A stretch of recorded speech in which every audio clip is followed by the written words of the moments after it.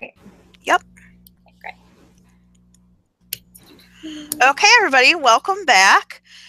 And our last chat of the evening is with author Cora Carmack, who recently released the YA novel Roar. And we want to welcome Cora and thank her very much for chatting with us tonight. So we want to start off with just a little bit of an introduction and tell us a little bit about yourself. Sure. Well, my name is Cora Carmack. I grew up in a really, really small town in Texas, and my parents were teachers. My mom was an English teacher, so I loved reading from a really, really young age, and I would just devour everything put in front of me. I was really good friends with my school librarian, and she would just, anytime she got in something new, she would hold it back for me. So I've sort of always grown up around writing. And I, in college, started writing seriously. And a couple years after that, had my first book published. Roar is actually my 10th book, but my first young adult book, which is a big dream for me because what I always wanted to write was young adults. And this was actually my first time to get to do that. And I'm a huge young adult fan. So I'm really excited. I hope that those of you who have read Roar, that you enjoyed it. And the rest of you, I hope you get to check it out. And I'm excited to be here. I wish I were actually hanging out with you guys in a library. That would be awesome. So I think I already have a first question from Erin. And my first question is, when did you start writing? I touched on that a little bit, but I mean, I grew up writing constantly, but the first time I really sat down and decided that I wanted to be a writer and I was going to take it really seriously was when I was in college. I was actually studying abroad in the Netherlands, and I was traveling a lot, and on various train travel, I just sat down and I started writing a YA novel, actually, and I wrote it through the whole trip. I spent about a year writing it. And then tried to get it published, and it didn't work out so well. So that book got quietly tucked away on my computer, never to be seen again.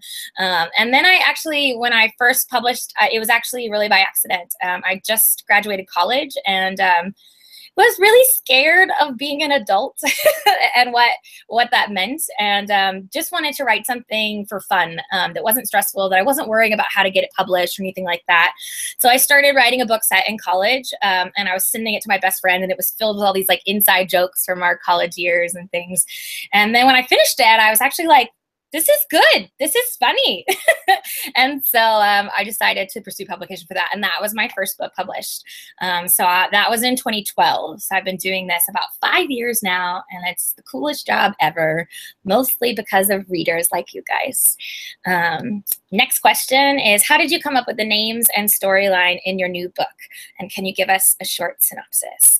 Absolutely. I will start with the synopsis. Basically, Roar is about a world that's plagued by these intense, violent storms that are almost sentient. They think like a predator.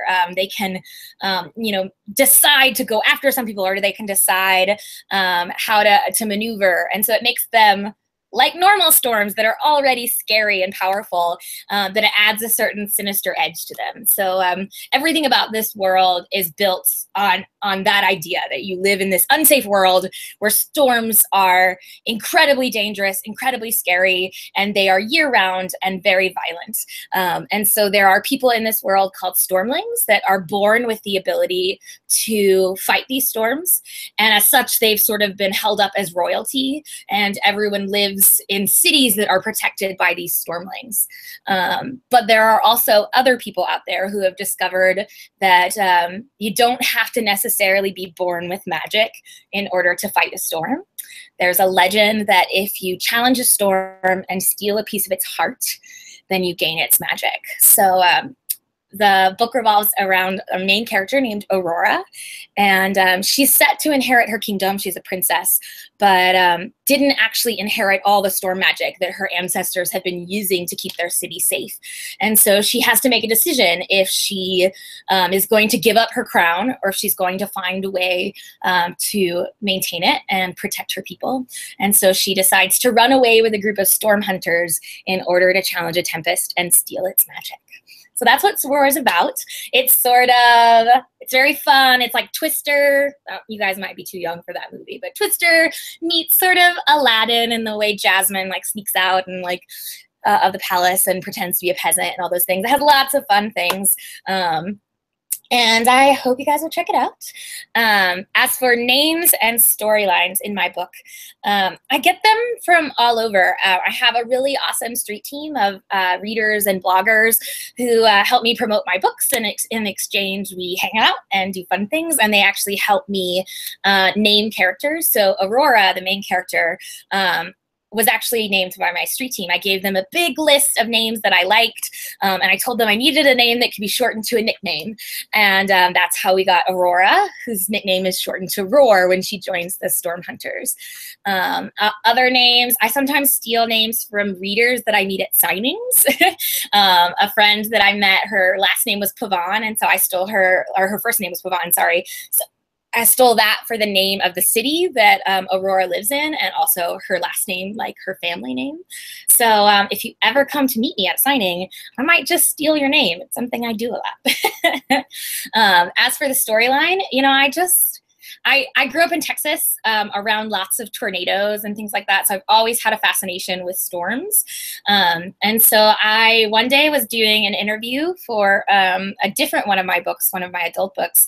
And someone asked me if there was something I wanted to write about that I'd never gotten a chance to. And so I told them that I'd always wanted to write YA fantasy. And then I also said I always wanted to write a book about a storm chaser, because when I was a kid, I really wanted to be a storm chaser. And then I jokingly said, I guess I could combine the two and write a book about magic storms, and then I wouldn't have to do all the research needed to know about the science side of storms. And then I was sitting there in that interview and I was like, wait, magic storms. That's so cool. Magic storms. And the rest is sort of history. As soon as I got off that call, I started writing down everything I could think of. And I came up with the character of Aurora, and then I just sort of let her lead me through the story, and I just followed where she went, and it was a lot of fun. Roar is my first YA novel. The question is, when you're writing, are you aware of the age of the target audience, or do you write and then place the book? That's a hard question. Usually, when I first come up with an idea for a book, I'm not thinking about age range yet or anything. I'm just thinking about characters, and then I sort of like flesh out their story from there. Roar was a little bit different because I was so busy writing my adult books that I didn't have time always to squeeze in time to write on YA, even though that was something I really wanted to do. It was hard to make time for it. And so I actually sold Roar on proposal to my publisher, Tortine. So I sold it to them with basically just a paragraph that was like me ranting about how excited I was about magic storms. And so for that, because I had sold it to Tortine, I knew it had to be YA from the very beginning. So usually what I do when I'm writing, when I actually sit down to write, I heard once the amazing author, Walter Dean Myers, I heard him once say that when he was writing, he wrote with one specific reader in mind, usually an imaginary reader, that he was not a real person, but it was just someone who needed to hear exactly what his book had to say. And that really hit me in the perfect way. And so that's something I do with every book. I think about who is my perfect reader? Who needs this book? Who will love everything about this book? And then that sort of helps me focus on telling just one story and not getting caught up in trying to cater to too many people and what other people like. And then inevitably, with every book that I've written, I always seem to find that perfect reader who had just started in my imagination. But I get emails from people who tell me what, books meant to me or meant to them. And it's like I'm meeting that perfect reader, and it makes every book feel like a success, because regardless of how it sells or how it does business-wise, I know it found the one person that I wanted it to find. And that's a really, really cool feeling. So with Roar, I was writing a lot to someone who was like teen me. I mentioned that I grew up in a really small town. And for a lot of my life, I felt a little suffocated, a little stifled. Like I couldn't wait to grow up and get out and do things. And I just was so hungry and restless. And Aurora definitely feels that way. She's been very sheltered because she's a princess. And then even more so because she has this secret that she doesn't have the magic that her family has. And so because that's such a huge secret, and if anyone found out, the kingdom would be in trouble of getting taken over by someone else. So it's such an important secret that she sort of withdraws from everyone in her life. And really books are her only escape, her only adventure. And so when the book starts, she is just hungry for an adventure, a life outside the small like bird cage that she's been forced into. So when she gets the chance to run away and chase storms, it's like the perfect adventure for her. So I was really writing to someone like teenage me who felt like their life was stifled, or like it was too tight, too small, and they just wanted something big. They wanted to see the world. And I hope that a lot of teenagers will be able to identify that. So how was this different than writing a book for adults? It's different in a lot of ways. Some of it is about word choice, just because teenagers talk differently than adults. You guys know this. Of course, that's hard too with fantasy because you can't use contemporary slang. So I had to sort of find a way for my teenagers to talk like teenagers, but not talk like today's teenagers. So that was a fun thing to sort of get to play with word choice. And then also I think just in terms of characters, characters for young adults are different than adult characters. They tend to live more in the moment. They don't think about consequences as much. They just want to experience life because they haven't had a lot of it yet. Whereas adults tend to be a little more worried. They worry about everything, or at least I do. I hope other adults are like that. And they think everything through so much, and everything has to be sort of planned and organized. Whereas I feel like most teenagers, they'll just leap off the cliff and figure out how to fly on their way down. And I think that's a really cool thing that even adults can learn from teenagers, of how to take risks, how to take chance, how to believe in yourself. So yeah. There's an audio version of my book. Did I have any involvement in the production, and have I listened to the recording? There is an audiobook. The only involvement I had is I got to pick a narrator. They sent me a couple choices and I listened to them all, and I picked the narrator that I liked best, who just happened to be a narrator who'd worked on one of my previous books, and I thought she did a great job. So I was really excited to have her. I think she's really great. But I didn't have anything else to do with the production other than sending them pronunciation guides for various words. I haven't listened to the recording. I listened to just a smidge of it so that I, knew how it sounded and if I wanted to recommend it to people. But it's really hard to listen to your own work. Not only because I know it so well, but also because audiobooks tend to talk a little slower. And so I'm like waiting for it to kick in and go faster. So I haven't listened to it myself, but I am a huge audiobook fan. I listen to lots of audiobooks, and I'm a big fan of that narrator. And so I'm just going to trust that it's good. Can I tell you when the next Stormheart book will be out? I can't tell you a date because that hasn't been set yet, but I can tell you that it comes out next year. So around the time, usually YA books come out about a year apart, so it'll probably be similar to that. We'll see, but I'm actually working on the next book right now. I'm writing it. I was writing it just before I checked in here with you guys. So I'm really excited to sort of get to dig deeper with those characters, also introduce some new characters, and to keep playing with those crazy, scary, awesome storms. I'm excited. I write both contemporary fiction and fantasy. Is the writing process different for genres? Is one easier for you to write? Oh my gosh, yes. There are two kinds of writers for the most part. You guys might have heard this before, but there are people that they call plotters who carefully plot out their book before they write it. And then there are pantsers who sort of fly by the seat of their pants and just see what happens.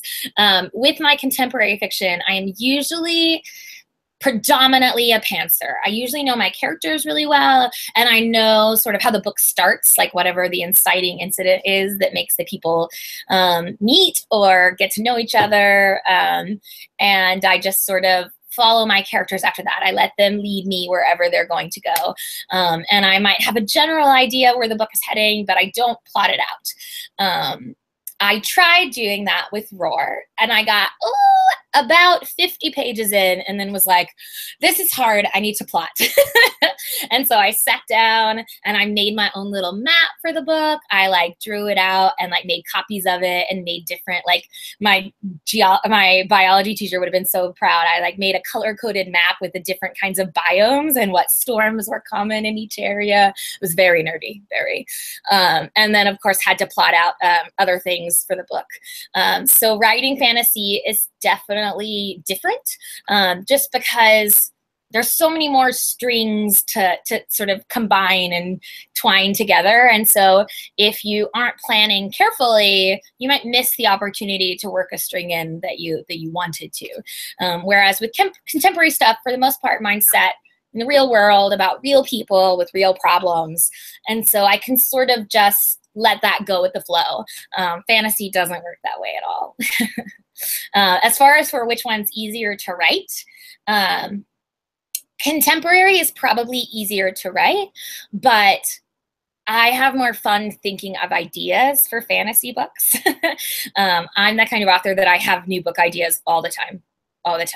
And I write them all on my phone. So please no one ever steal my phone, because then I will be out all of these like hundreds of ideas that are in my phone. But yeah, I get so excited about writing fantasy stuff because I love to read fantasy, and especially fantasy that has fun romance in it. That's always going to be my favorite thing to read and write. What is my writing process like? In a word, procrastination. I'm sure you teenagers know that too well. I'm more of like a binge writer. I have friends who sort of set a routine and they write every day from like 9 to 3 or something like that. My brain doesn't work that way at all. I have to sort of sit and think about things for a little while, let the characters kind of live in my head, and I'll just think about them for like a week or two, and then I'll write a bunch all at once. I might sit down and write all day and like write 10,000 words. And then I might get stuck and I might have to sort of think about things and then keep going. So it's sort of not the most efficient process, and I wish that I could be more organized, but that's just not how my brain works. I'm super a little ADD, and I'm just all over the place, and it's hard for me to focus. And so I find that if I just give those characters free rein and let them sort of, play in my head, that sounds awful. But if I just let them sort of do their thing and follow them and see what happens, that's usually when I write the best. What's the most challenging aspect of writing? I think, for me at least, the hardest thing about writing is fighting self-doubt. I mentioned that Roar is my 10th book. But there were times when I was writing Roar that I freaked out. I was like, why? Because I sold the book on proposal. So when I had to turn in that first draft, they didn't have anything from me but a paragraph about magic storms. And so I was so afraid. I had moments where I was like, why did they let me do this? Why did they buy a book from me without even knowing if I could write this? This is crazy. And I had moments where the self-doubt was really bad, where I wasn't sure I could write it. And I still have that with the next book. It's just one of those things. I think books that you care about a lot, that they mean a lot to you, those are the ones that always mess with your mind the most because you get scared. So that for me is the most challenging aspect of writing. And then behind that would just be actually sitting in a chair and doing the work, because writing is a long, tiresome, lonely process. And so it can be really easy to get discouraged in the middle, or to sort of get distracted and want to try and write something new. At least that's how my brain works. I'm always going for the next new shiny thing. And so to make myself sit and focus on one book and get it done from beginning to end is one of the other difficult things that has to take a lot of work usually. What is my favorite word? I've always liked the word epiphany, not only because it's pretty and fun to say, but because I think those are always, the coolest moments in life or in fiction is when you've been living your life and then suddenly it's like all the clouds in your brain clear and you realize like this thing about yourself or about the world or about life or about a character. And it's just this moment of clarity, which is always really exciting. And I think that's such a fun thing to write in fiction, is that moment when a character realizes something. In Roar, for example, I mentioned that Aurora is very sheltered and she's kept so confined that she is pretty naive about the world, and she doesn't realize that people who don't have stormling powers are treated poorly and that the world is unfair. And so when she starts to realize that like her whole existence has been sort of a lie, or at the very least, rose-colored and not reality. That's a really cool moment to write. And if done well, it's usually sort of a catalyst for characters making decisions and doing bold things. And that's fun. My least favorite word,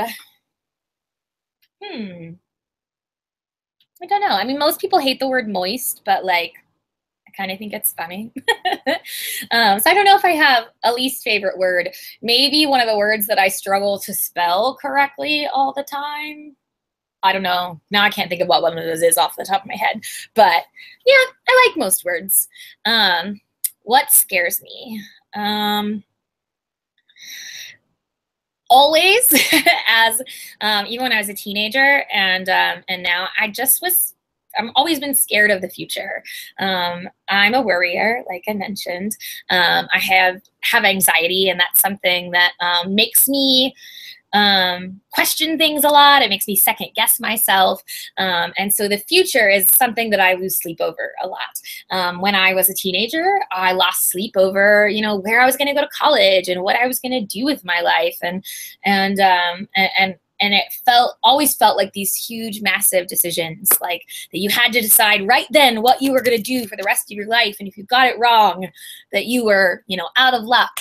But one thing I realized as I've grown older is that life is long, and any decision that you make, for the most part, can be undone or can be remade. If you make a decision and you're not happy, then you just make a new decision. You sort of take life one day at a time. That's something I'm still working on as an adult.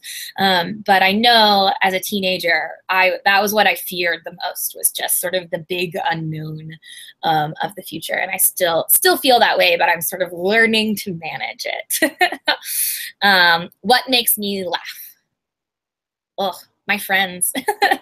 I have very, very funny friends, mostly because I come from a theater background. That's what I did in college, which is part of why I was so worried about the future, because I knew I was going to be like a poor, starving artist for the rest of my life. But I have hilarious friends, and they make my life better, and I appreciate them a lot.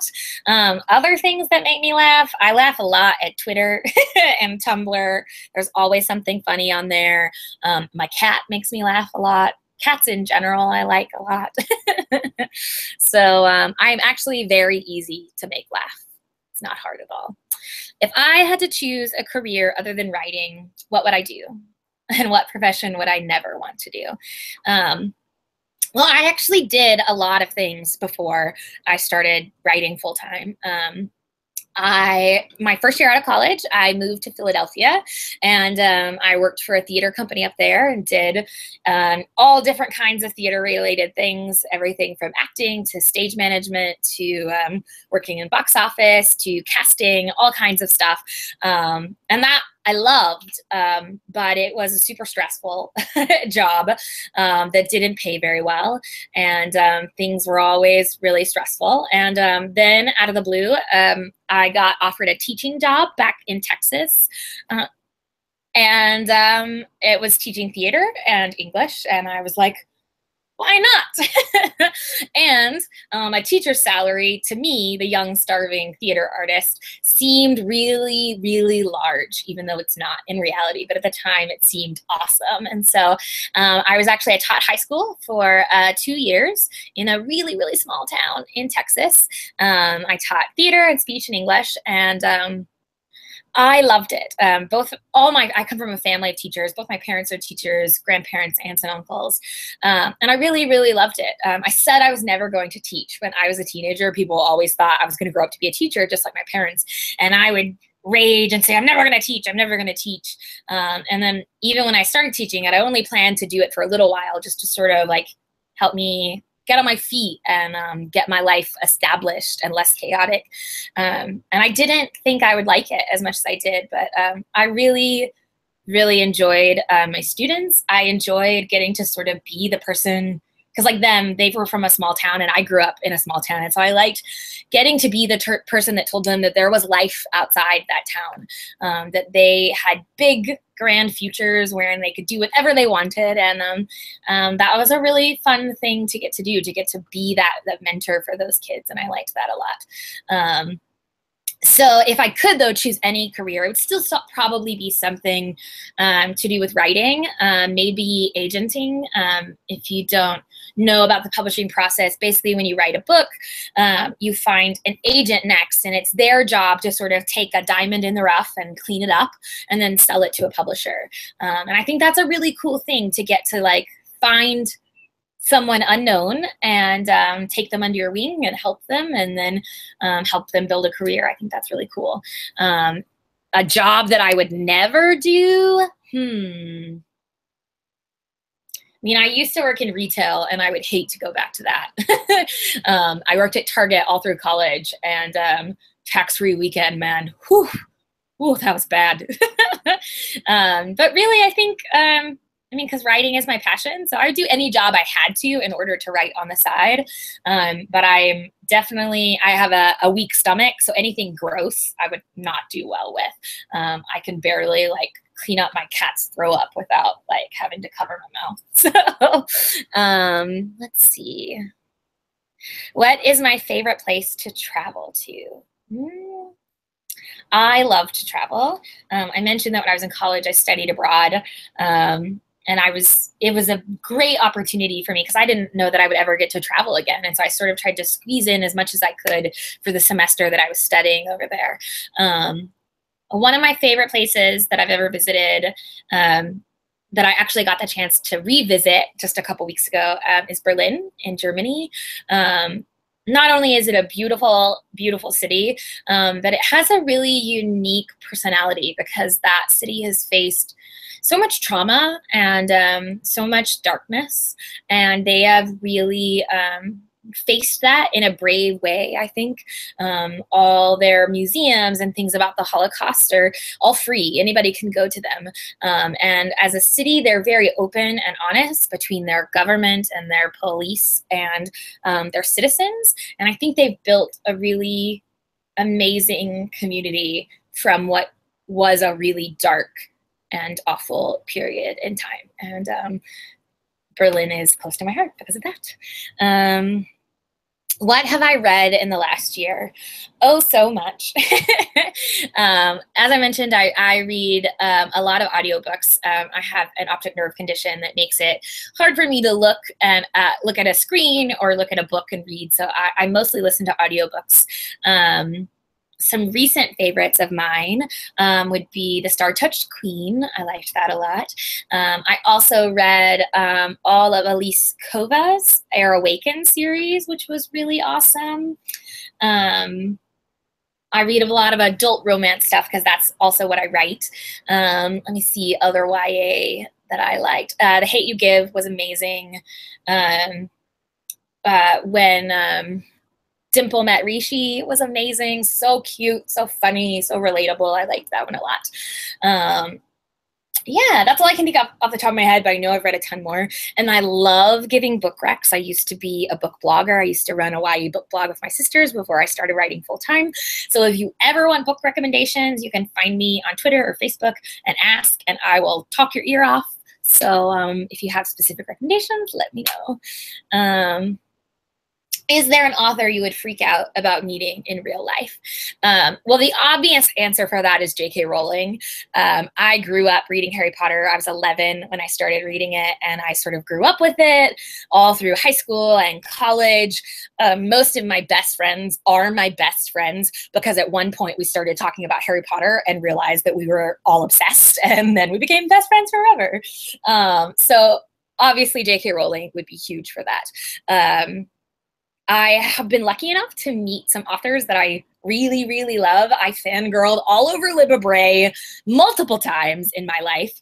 I am also used to be a huge, I mean, I'm still a huge fan, but I was a massive fan of Jennifer L. Armentrout, and now I am blessed to call her one of my dear friends. We wrote for the same publisher for a little while. I actually blurbed a couple of her books, so she is a dear friend of mine, and I still love her books and her. Probably the other person that I would really fangirl over is Jennifer Donnelly. She wrote the book Revolution, and it was probably the book that made me stop talking about writing and actually sit in a chair and start writing, because I just loved it so much. The writing was beautiful. It was addictive. I reread it every year. It's one of my favorites. It's Revolution by Jennifer Donnelly. You should all check it out, especially if you like history stuff at all. But it's YA and very cool, and I loved it a lot. What advice would I give to my teenage self? I sort of touched on this a little bit, that I told y'all that I was so afraid of the future, and so afraid that I wouldn't be happy, or that I wouldn't be successful, or that I wouldn't live the life that I wanted to live. And I was so afraid that I would regret things. And so I would go back and just tell, teen me that to just live, not to worry so much, that everything would work out how it was supposed to, and to trust myself, because I was so hungry as a teenager. Like I said, that's something I drew on a lot in writing Aurora. I was so hungry that I really didn't need to worry about being dissatisfied with my life, because the kind of person I was always going to keep trucking forward, keep moving, keep trying all the things. Actually, when I published my first book, this is how sort of hungry I was. I was teaching at the time. I was teaching theater, but I was also running a really successful YA book blog. I was getting my master's in creative writing for children and young adults. I was interning for a literary agency, and I was working remotely for a small YA indie publisher. I was doing all of those things in addition to teaching and writing on the side. Because I was so hungry to work in publishing or to work with books that I would not sleep if I didn't have to, and so I should have just trusted myself that I was passionate enough that I would find my way to my dreams no matter what happened. So that's what I would tell teenage me, is just to trust myself. And the last question, do I have any advice for aspiring writers? Of course. And just do sort of twofold. Those of you, if you are an aspiring writer and you've been at it for a while, and you're looking into publishing or things like that, I would tell you to do your homework. The world of publishing is very, very small. And it can be exciting when you finish a book and you want to send it out to people and all those things. But because the world of publishing is very, very small, it's extremely competitive. So if that's something you really, really want to do, you need to treat writing like a business. So that means doing all the research you can. There's tons of research available on the internet. It means being as educated as you can, doing all the work, making sure your book is as good as you can possibly make make it before you give it to anyone. So that's what I would tell people on that side of things, the business side of things, is to really, really do the work if you want to be successful. If you're just sort of wondering if maybe writing is for you, then I would tell you to go for it. The sort of thing that, there was this one quote, and I sort of paraphrased it earlier, but it was a life-changing thing for me. It's a quote from Ray Bradbury, who wrote Fahrenheit 451. The quote's not from that book, though, but he said to basically jump off the cliff and build your wings on the way down. I, first encountered that quote when I was busy doing all of those things because I was trying to get involved in the publishing industry. And so I sort of saw that quote and I was like, okay, that's what I need to do. And so I actually resigned from my teaching job, not in the middle of the year, but like at the end of the school year, and was like, okay, I have the summer to figure things out. And then I just threw everything I had into writing. I wrote my first published book. I actually wrote it in about 3 weeks because I just was like, jump off the cliff and then figure it out. And I was very, very lucky that I didn't crash and burn. But I think if you are passionate about something, that you should go for it. And then worry about that first, and then worry about all the scary things about your future and about realistic stuff. Those things are always going to be there. But you should seize what makes you happy. And I think that's all the questions. Thank you guys for having me. It was really, really fun. I hope you guys are having an awesome time at your lock-in. I do actually have some fun stuff that the organizers are going to be giving away. I've got signed bookmarks and bracelets for Roar and some other fun swag stuff that they're going to be giving away to a library in y'all's competition, your little point system thing you're doing. So keep up the good work, and maybe you guys will win some fun stuff from me. Thanks again. Thanks so much, Cora. We really appreciate that you spent the time to talk with the teens tonight. Oh my gosh, I loved it. And seriously, follow me on Twitter. I am always happy to talk, or Facebook, Instagram, wherever you are. I love to hear from readers, so definitely add me there. Thank you. Awesome. Bye-bye.